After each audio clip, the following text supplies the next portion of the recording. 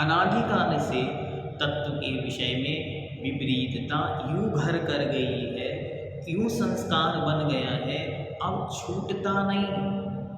कोई अच्छी बात भी बताए तो भी वो समझ में नहीं आती। आगे बतलाते हैं, अजीव आश्रव बंध आदि तत्वों के विषय में कैसी कैसी विपरीत धारणाएं हैं। अजीव और आश्रव तत्व का विपरीत श्रद्धा। अजीव क्या?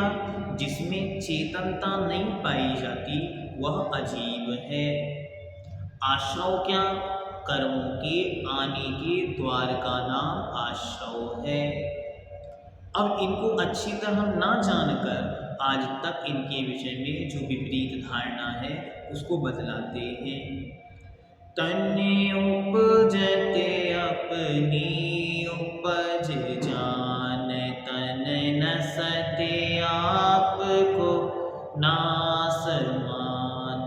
रागादि प्रकट ये दुख देन, तिन्हि खोसेवत गिनत चीन।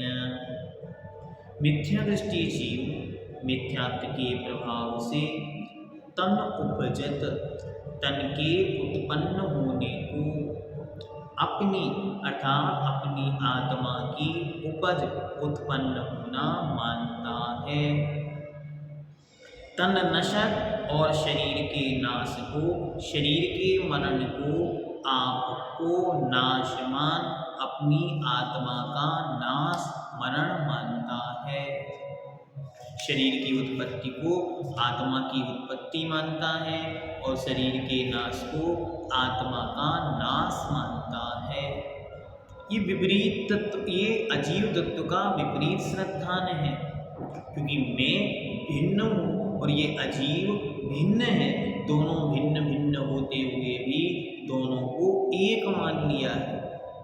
मैं तो चैतन्य आत्मा हूँ जो कैसा है, जो जड़ द्रव्य से भिन्न है, लेकिन इस जड़ अजीव शरीर में को ही आत्मा मान लेने पर इस शरीर की उत्पत्ति को ही आत्मा की उत्पत्ति मानता है और इस शरीर के नाश को ही आत्मा का नाश मानता है।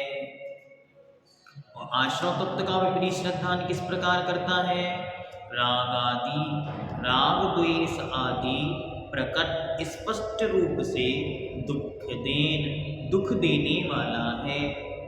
तिन्हीं को, उन्हीं को सेवन करता हुआ चैन गिनत सुख को गिनता है या सुख मानता है। राग द्वेष जितना जितना बढ़ेगा उतना अधिक कर्म का आश्रव होगा। जितना कर्म का आश्रव होगा आत्मा उतना ही बंधन में बढ़ता चला जाएगा। जितना बंधन यहाँ बढ़ेगा उतना ही संसार बढ़ता चला जाएगा, सुख दुख प्राप्त होंगे। लेकिन ऐसा जानते हुए, ऐसा ना मानते हुए क्या करता है? इन राग द्वेष के निमित्त स्वरूप सुख दुख में ही आनंद मनाता रहता है।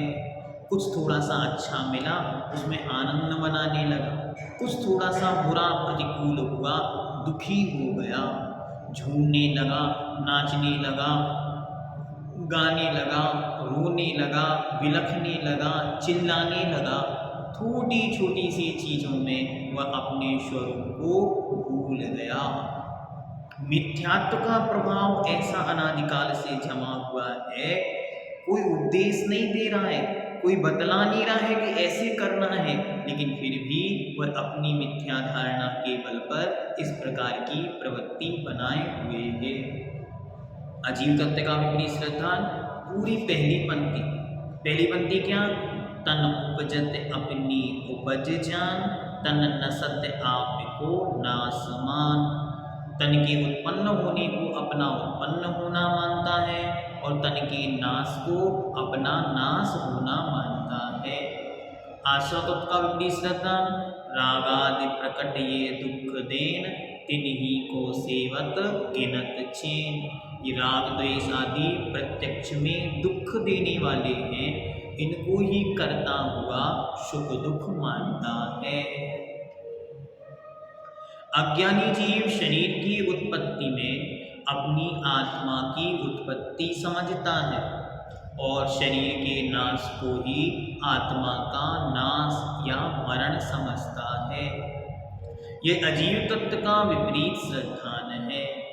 जो राग द्वेष आदि भाव स्पष्ट रूप से सुख दुख देने वाले हैं, उन्हीं राग द्वेष भाव का सेवन करता हुआ और उसे सुख मानता है। दुखमयी कर्म के आने को सुख का कारण मानता है। यही आश्रव तत्व का विपरीत श्रद्धान है। ये भूल रहा है आज मैं जिन सुख में आनंद मना रहा हूँ, जिन राग में आनंद मना रहा हूँ, ये भविष्य में दुख के कारण है। अगर ऐसा चिंतन और विचार करे तो फिर कभी भी सुख में सुखी और दुख में दुखी नहीं होगा, अपितु इन दोनों के बीच माध्यस्थ बुद्धि रखेगा। देखो मैं कौन हूँ और मेरा स्वभाव क्या है, ये मुझसे भिन्न है और मैं इनसे भिन्न अन्य कुछ और हूँ। इस पर अच्छी तरह स्वयं का निर्णय हो और स्वयं को अच्छी तरह तत्व का प्रतिबोध हो, तत्व की श्रद्धा हो कि मेरे द्वारा ही अनादिकाल से जो राग द्वेष मोह आदि किए गए हैं, उसके निमित्त से ही मैंने आज तक कर्म का बंध किया है। अब मैं ही उसे अच्छी तरह समझूं तो मैं ही उसे छोड़ूंगा, तो मैं ही इस कर्म बंधन से मुक्त होऊंगा।